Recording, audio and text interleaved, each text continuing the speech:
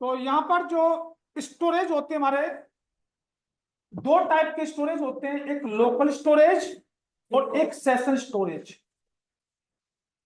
Storage होता कहां पर है, फाइल को रन कीजिए। तो जैसे आप इसको इंस्पेक्ट करते हैं तो यहां पर एक एप्लीकेशन का ऑप्शन होता है और इसके अंदर आपके लोकल स्टोरेज ये रहा और सेशन स्टोरेज ये रहा।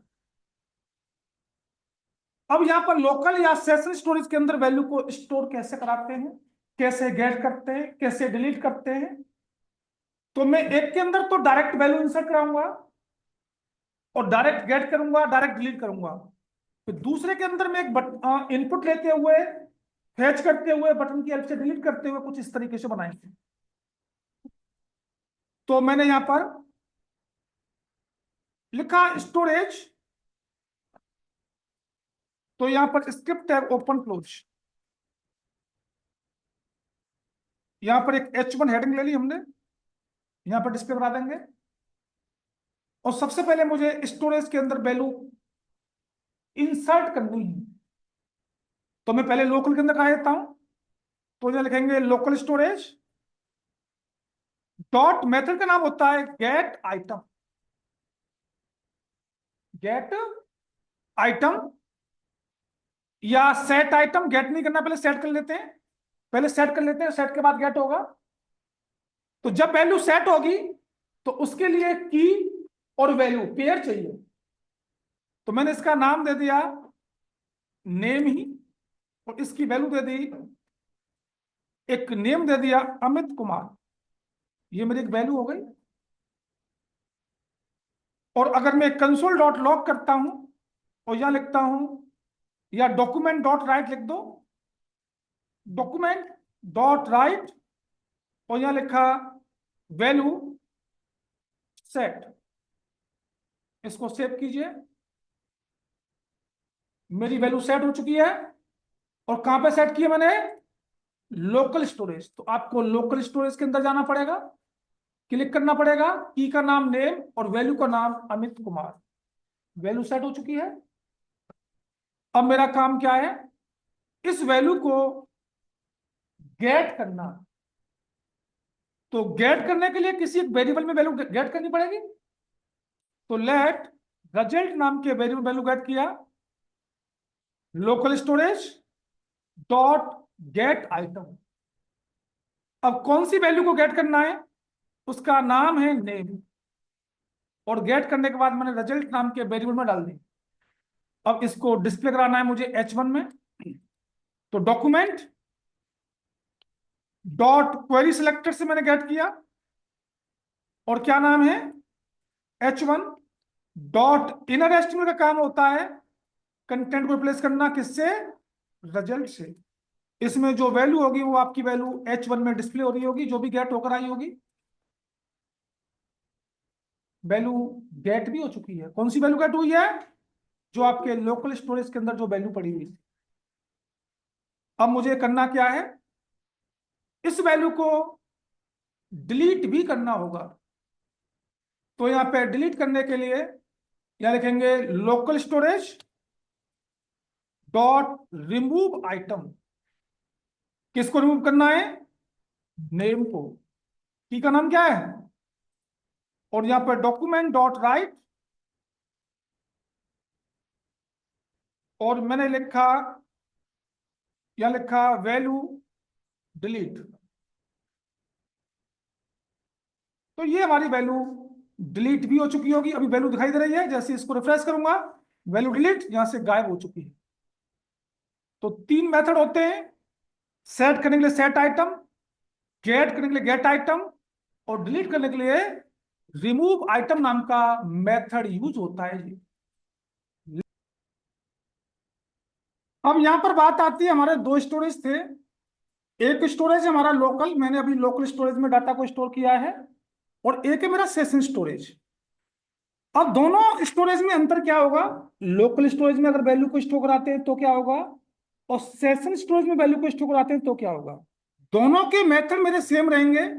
यहाँ पे सेट आइटम भी रहेगा सेशन में भी, गेट आइटम भी रहेगा सेशन में भी, और रिमूव आइटम रहेगा सेशन में भी। सेम मेथड है दोनों में। तो मुझे कौन सी कंडीशन में कौन से स्टोरेज के अंदर वैल्यू स्टोर करानी चाहिए? तो देखो, पहली बात आती है लोकल स्टोरेज की। लोकल स्टोरेज में क्या होता है? ये हमारा जो लोकल स्टोरेज में जो डाटा स्टोर हो गया, आप इसको डाटाबेस के अंदर ट्रांसफर नहीं कर सकते। लोकल स्टोरेज में जो डाटा स्टोर हो गया, आप उस डाटा को डाटाबेस में ट्रांसफर नहीं कर सकते। और सेशन स्टोरेज में क्या होता है? सेशन स्टोरेज में जो डाटा स्टोर हो गया, वो किसी और ब्राउजर में ट्रांसफर नहीं हो सकता, क्योंकि वो सेशन में स्टोर हुआ है। और जब सेशन में स्टोर हुआ है, तो उसी ब्राउजर के सेशन में स्टोर हुआ है जिस ब्राउजर में आप उसको ओपन कर रहे हो। ये किसी दूसरे ब्राउजर में ट्रांसफर नहीं होगा, केवल उसी ब्राउजर में ट्रांसफर रहेगा। तो इस डाटा को आप कहीं ले जाना चाहते हो तो आप ले जा भी सकते हैं, क्योंकि आपके सेशन के अंदर वैल्यू स्टोर है। जब तक सेशन एक्सपायर नहीं होगा, तब तक वो वैल्यू हमेशा उसी सेशन में अवेलेबल रहेगी। तो यहां पर बात आती है अब, तो अब हमें ये, अभी हमने जो काम किया, ये डायरेक्ट वैल्यू हमने डायरेक्ट स्टोर कराई है। मुझे डायरेक्ट वैल्यू स्टोर नहीं करा रही।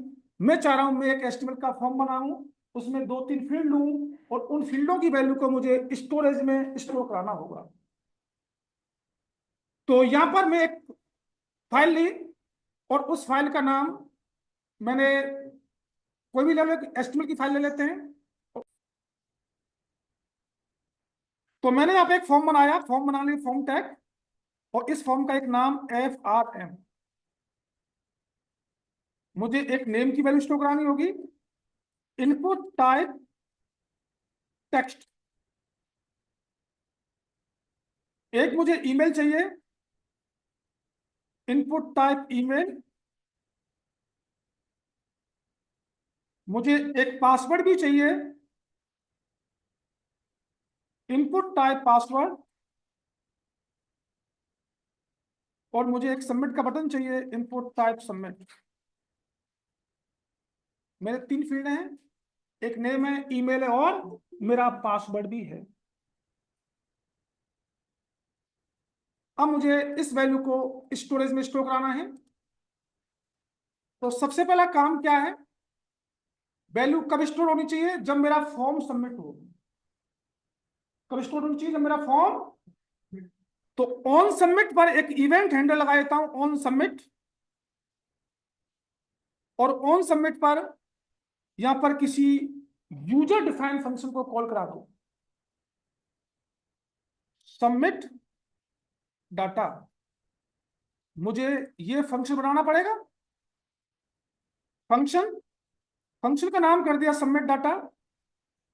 और सबसे पहला काम है इन तीनों फील्डों की वैल्यू को एक एक वेरिएबल में गेट करना। आप चाहो तो यहां पे ई, और यहां पे मैंने ई में इसको गेट कर लिया। और इसका नाम क्या लिखा? ई डॉट, मेथड का नाम क्या था? प्रीवेंट। डिफॉल्ट नाम का एक मेथड होता है इसको रोकने के लिए। पहले मुझे नेम की वैल्यू को गेट करना है। Let name data is equal to, कैसे गेट करूंगा? डॉक्यूमेंट डॉट फॉर्म का नाम FRM, डॉट फील्ड का नाम N, डॉट इसकी वैल्यू चाहिए। पहले फील्ड की वैल्यू आ गई। लेट दूसरे वाले फील्ड की वैल्यू क्या है मेरी? Email data is equal to document dot form का नाम FRM, डॉट फील्ड का नाम N, डॉट इसकी वैल्यू मैंने गेट कर ली। ई है, ईमेल वाले का ई है। लेट तीसरा वाला क्या है मेरा? Pass data is equal to document dot form का नाम FRM, डॉट पासवर्ड का P, डॉट इसकी वैल्यू। पहले कंसोल करके देखते हैं तीनों की वैल्यू हमें मिल रही नहीं मिल रही है। नेम डाटा, कॉमा, ईमेल,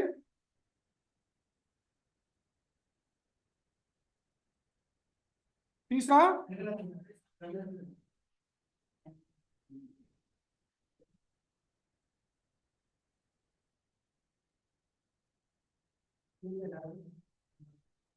और तीसरा क्या हमारा, चेक कीजिए, इस फाइल का नाम है index2।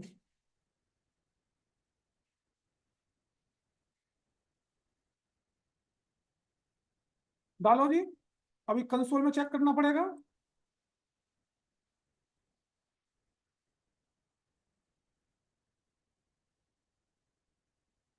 तीनों वैल्यू मिल रही है, तीनों वैल्यू मिल गई। तो अब हमारा काम क्या है, इनको स्टोरेज के अंदर स्टोर कराना। अब मैंने सेशन स्टोरेज लिया, डॉट सेट आइटम, पहली वाली की का नाम मैंने नेम कर दिया, इसकी वैल्यू कहां पर है मेरी, एंड नेम डाटा के अंदर। इसी तरीके से तीनों को सेट करना पड़ेगा। दूसरे वाले का नाम है मेरा ईमेल, और ईमेल में कौन सी वैल्यू, ईमेल डाटा। तीसरा वाला मेरा पासवर्ड, पासवर्ड में पास डाटा, वैल्यू मेरी सेशन स्टोरेज में स्टोर हो चुकी होगी। चेक कराते हैं। राहुल, राहुल @gmail.com, पासवर्ड है 8 @123।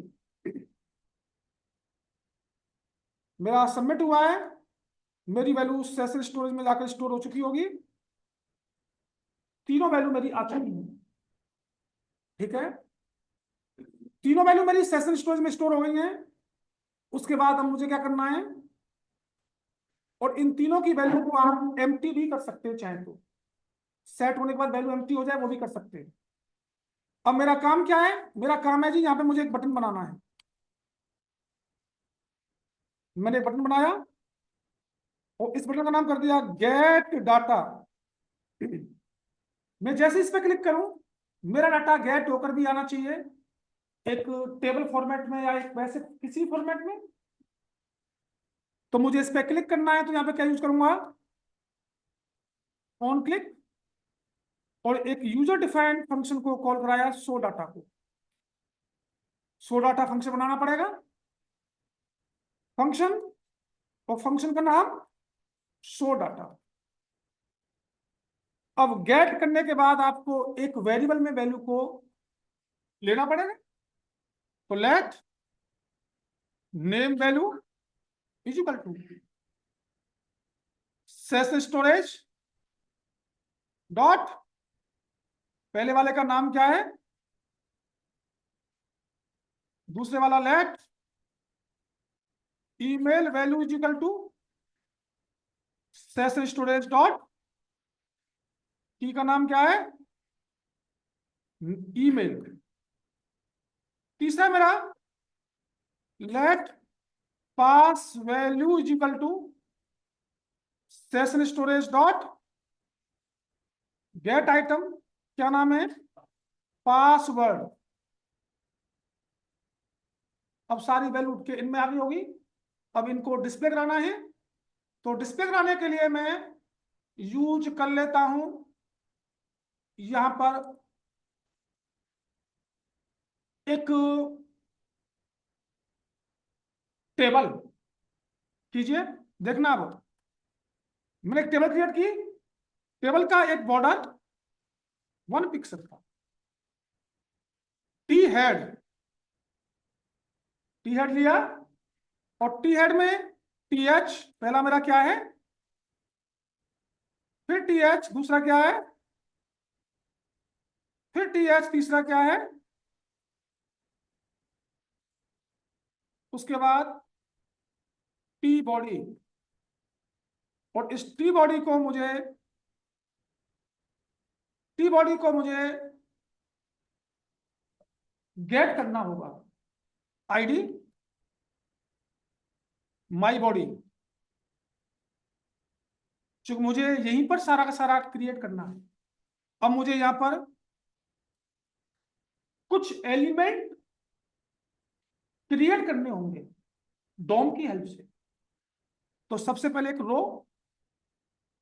और उस रो के अंदर कुछ टीडी क्रिएट करने होंगे, तो let row is equal to document dot create element,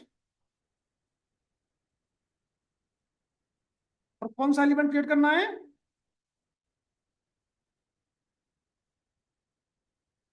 element create हो गया होगा।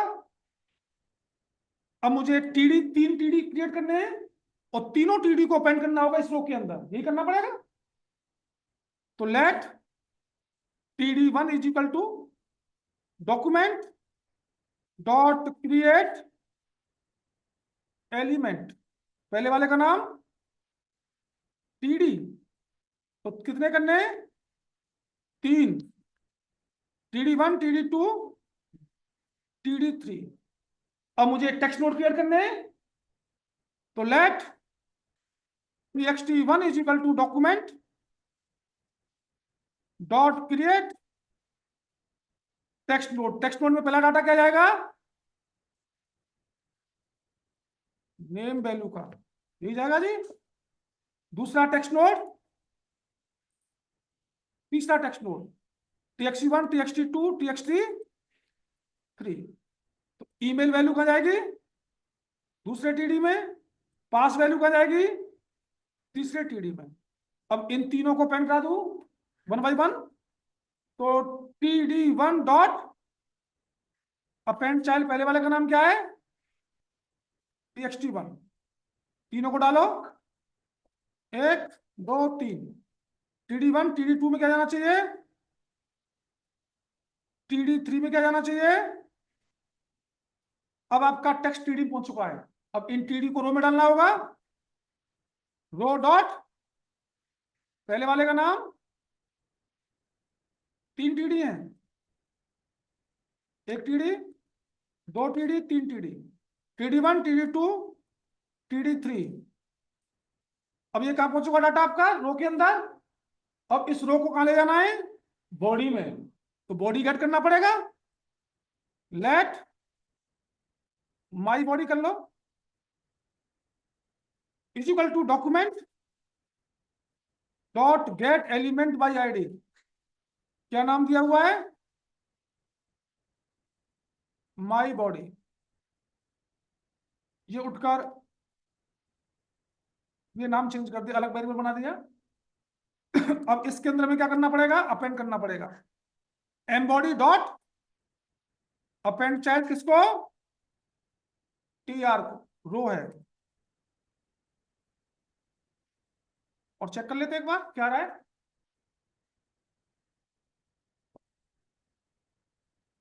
और हमें इसको रिफ्रेश, डाटा आ चुका है। डाटा वही जो गया है वही डाटा उठ के आया है। ठीक है, अब हमारा काम क्या है? एक डिलीट का बटन भी बनाना। आइए, हमने यहां पर एक बटन बनाया। इसके बाद टेबल के बाद में डिलीट डाटा, और मैं चाह रहा हूं जैसे इस बटन पर क्लिक कर दूं तो सब कुछ क्या हो जाना चाहिए? डिलीट हो जाना चाहिए। जो गेट हो रहा है डिलीट हो जाना चाहिए। तो यहां पर ऑन क्लिक पर डिलीट डाटा, एक मेथड फंक्शन को कॉल करा दिया। डिलीट डाटा फंक्शन बनाना पड़ेगा। Function delete data is equal to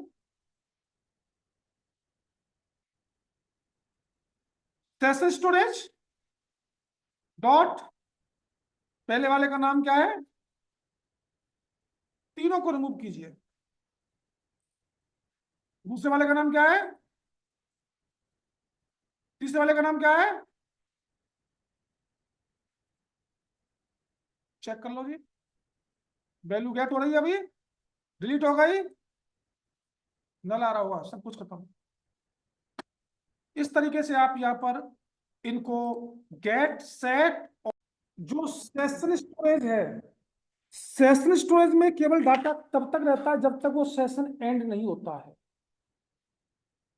अगर मैं सेशन की डेफिनेशन की बात करूं प्रोग्रामिंग लैंग्वेज में, तो सेशन क्या होता है? Session is a way to store information and this information will be available to all pages in one application। मतलब सेशन क्या है? सेशन जो वे एक तरीका है टू स्टोर इंफॉर्मेशन को स्टोर करने का एक तरीका होता है। जहां से आप सेशन को स्टार्ट कर रहे हैं वहां से जितने भी आगे पेजेस होंगे उन सब पर सेशन लगा हुआ होता है जब तक वो सेशन एक्सपायर नहीं होता। अब हमारे ब्राउजर का सेशन ब्राउजर पर डिपेंड होता है, लेकिन हम जो सेशन क्रिएट करते हैं अपना उसका डिफॉल्ट टाइम 24 मिनट का होता है। अब सेशन यहां पर जो टाइम है सेशन का वो ब्राउजर के सेशन पर डिपेंड है। ब्राउजर का जो भी टाइम होगा उतने टाइम के बाद सेशन एंड हो जाएगा। तो यहां पर परमानेंट डाटा हमारा सेशन में स्टोर नहीं रहेगा। और लोकल का लोकल स्टोर हो रहा है, आप उस डाटा को परमानेंट स्टोर करके रख सकते हैं। अगर मैं इसकी डेफिनेशन मतलब डिफरेंट की बात करूं हमारे पास डाटाबेस है नहीं यहां पर, तो मैं डाटा को डाटाबेस में भेजना नहीं है मुझे, लेकिन मैं चाह रहा हूं भाई मुझे लाइफ टाइम जब भी यूजर लॉगिन वगैरह करे तो मेरा डाटा मुझे लोकल भी रखना पड़ेगा, सेशन भी रखना पड़ेगा, क्योंकि सेशन तो एक्सपायर हो जाएगा। तो मैं जो भी स्टोर कराऊंगा डाटा को वो कहां कराऊंगा? लोकल के अंदर। सेशन का तो मतलब टाइम जो भी ब्राउजर का टाइम होता है वो डिफरेंट डिफरेंट होता है। जितना भी टाइम होगा उसके टाइम के बाद वो सेशन जैसे एक्सपायर हुआ डाटा खत्म। बात समझ में आई? तो हमें परमानेंट डाटाबेस है नहीं हमारे पास, तो हमें परमानेंट स्टोर कराना है तो वो लोकल के अंदर ही कराइए आप। लेकिन लोकल कहता है जी, अगर इसकी डेफिनेशन की बात करूं मैं लोकल स्टोरेज और सेशन स्टोरेज।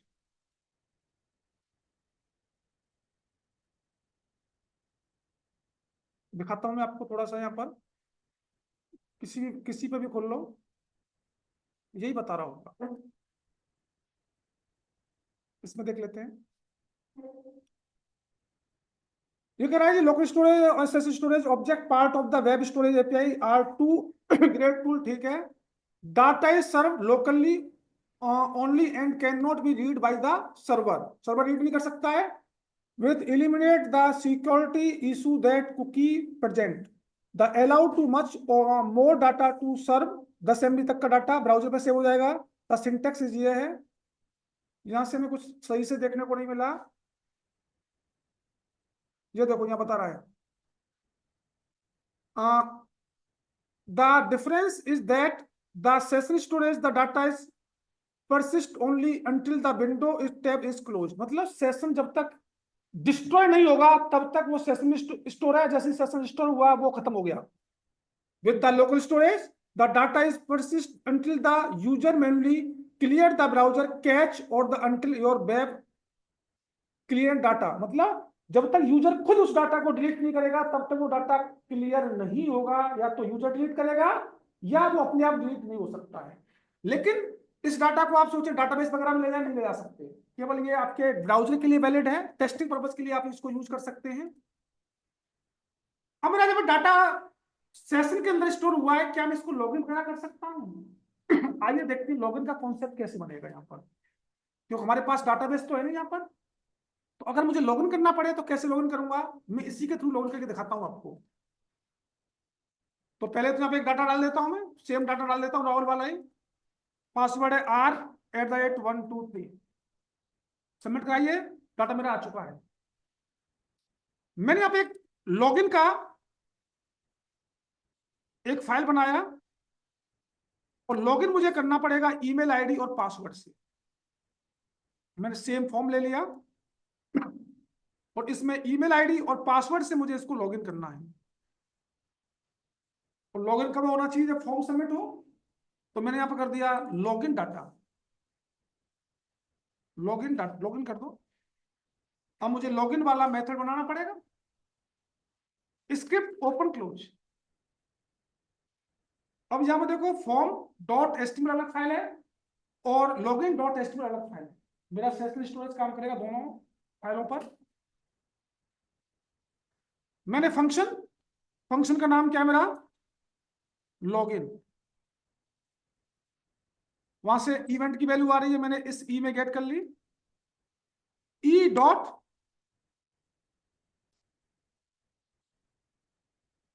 Prevent default. अब लॉगिन मैं चाह रहा हूं अगर ईमेल गलत है तो पहले ईमेल का मैसेज आए, अगर पासवर्ड गलत है तो पास, दोनों का मैसेज मुझे अलग अलग चाहिए। तो सबसे पहला काम मुझे क्या है सबसे पहला काम है मुझे सेशन स्टोरेज से पहले ईमेल की वैल्यू को गेट करना। लेट एस ईमेल कैसे गेट होगी? Session storage dot get item, ऐसी होगी। क्या नाम है उसका? लेट एफ ईमेल, ये मेरा फॉर्म का ईमेल है, जो फॉर्म से ईमेल आएगा। ये कैसे उठेगा? डॉक्यूमेंट डॉट फॉर्म का नाम FRM डॉट फील्ड का नाम ई डॉट इसकी वैल्यू। कोई दिक्कत? लेट, अब मुझे पासवर्ड लेना है, सेशन का पासवर्ड। सेशन का पासवर्ड कैसे आएगा? Session storage dot get item, क्या नाम है की का? पासवर्ड। अब मुझे अपना पासवर्ड चाहिए। लेट एफ पास, ये फॉर्म का पासवर्ड है, इज इक्वल टू कैसे उठेगा? डॉक्यूमेंट डॉट फॉर्म का नाम FRM डॉट फील्ड का नाम P डॉट, ऐसे उठेगा। मैंने इफ कंडीशन दी और इफ में लिखा जी मैंने S email is equal to F email. अगर ये मैच करता है तो ठीक इधर जाए, और नहीं मैच करता है तो ये एल्स में जाएगा, और एल्स में जाके बताएगा डॉक्यूमेंट डॉट राइट में ईमेल नॉट मैच, ये बता दे ईमेल।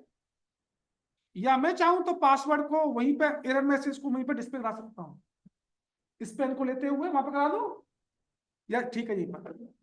और अगर ईमेल मैच कर दिया तो इधर जाएगा। इसका भी एक इफ पार्ट, और इफ में क्या कहा मैंने?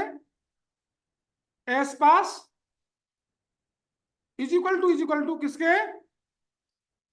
एफ पास के। तो मुझे एक पेज से दूसरे पेज पर रिडायरेक्ट होना है। Window dot location dot href, ये विंडो का लोकेशन प्रॉपर्टी का मैं प्रॉपर्टी है href। एक पेज से दूसरे पेज पर रिडायरेक्ट होना है तो इसी को यूज करते हैं। हमें कहाँ जाना है? हम कहाँ पर हैं अभी?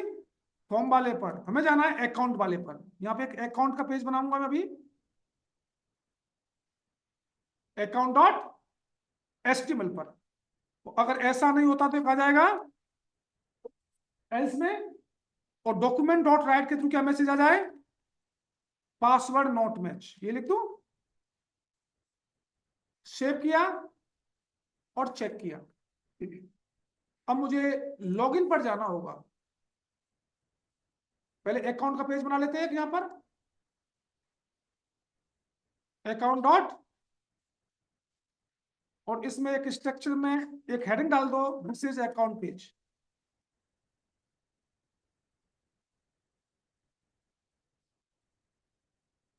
सेव किया, इसको बंद कर दो। अब मुझे लॉगिन पर ही जाना होगा।